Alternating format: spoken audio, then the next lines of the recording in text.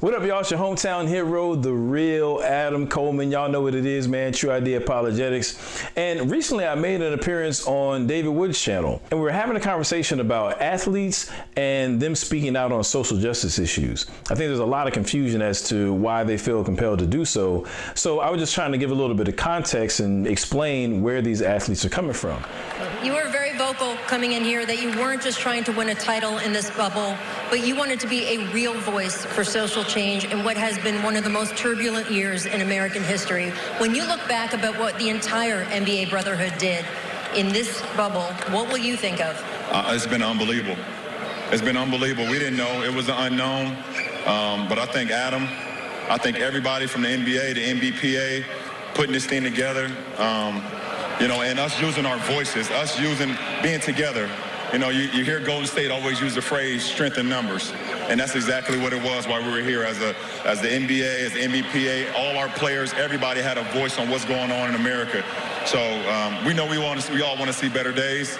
And when we leave here, we got to continue to push that. Continue to push social injustice, continue to push for voter suppression, continue to push for police brutality, continue to push for everything that's the opposite of love. And I think if we could continue to do that, all of us, America would be a much better place, which we all love this country.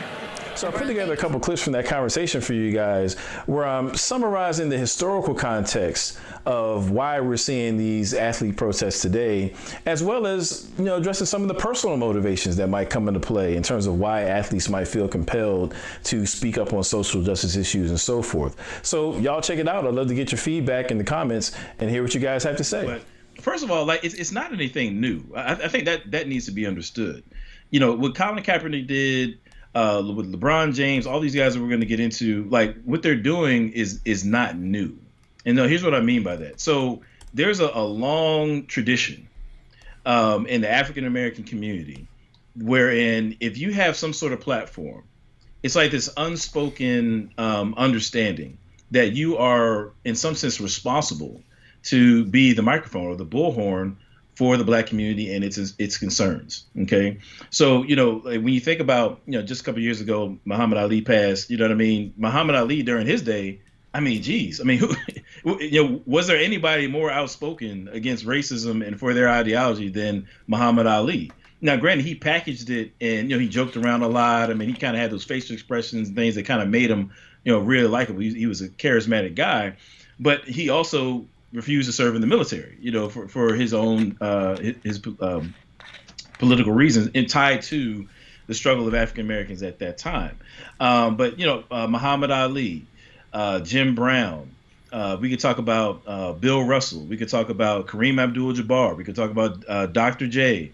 We can name athlete after athlete. We could talk about now his name's going to escape me right now, but the guy who held up the black, the black power fist at the Olympics. You know what I'm saying? There's this long line of athletes who have taken it upon themselves to speak out on social issues. Now, why is that?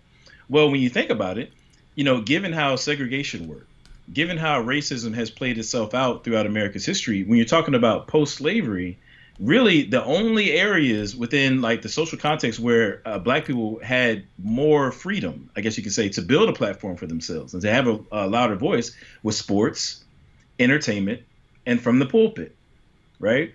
You couldn't necessarily live on whatever side of town you wanted, and you couldn't necessarily make the kind of connections you wanted business-wise back in the day due to segregation and so forth. But you can play basketball, you can play football, and you can gain notoriety that way. You can be you can be number 42, you know what I'm saying, and play baseball and gain a platform for yourself that way. So in these areas where Black people have had a longer period of time where they could gain for themselves a platform, again, it was understood that you would use that platform for the good of the community.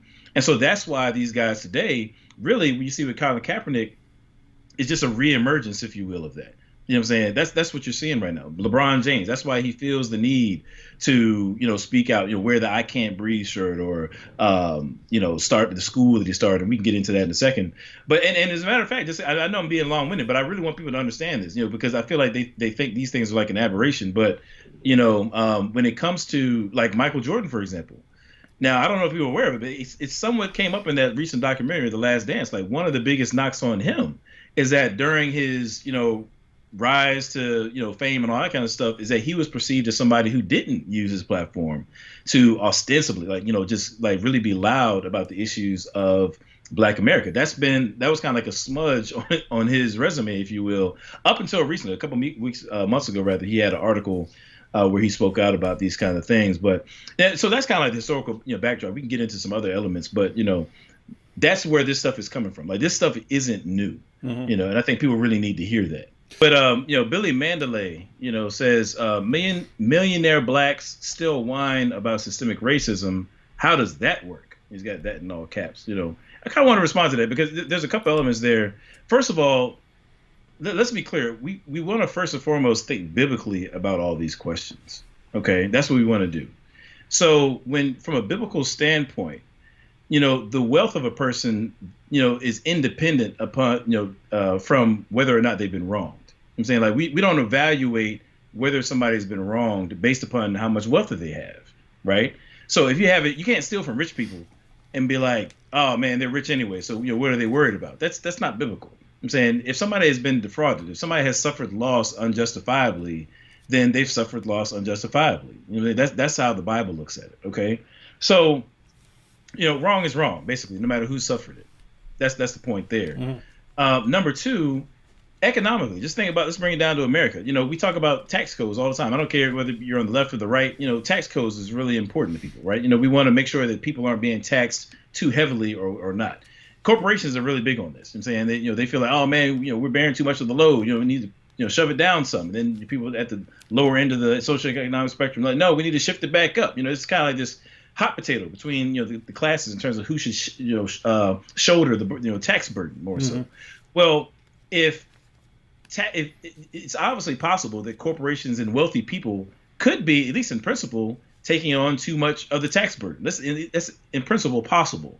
And if that's going on, then the right thing to do would be to relieve them of that, if that were going on, right? Now, if you recognize that they were shouldering too much of the burden tax-wise, and you're like, screw it, they got enough money, I ain't worried about it, that's obviously unethical. You're obviously imposing upon people more than they ought to be imposed upon. That's wrong, right? So at least on those two levels, you could have somebody who's a millionaire who suffered loss and still has something to say about systemic racism. If they've been wronged, their wealth has nothing to do with it. Lastly, the Bible tells us to love others as we love ourselves. And so if I'm a wealthy millionaire black person, but I know people are suffering in ways that I would not want I myself to suffer, then it's morally right it's biblically right for me to speak up for the poor. That's what the Bible talks. The Bible says, speak up for the oppressed. That's what the Bible says, right?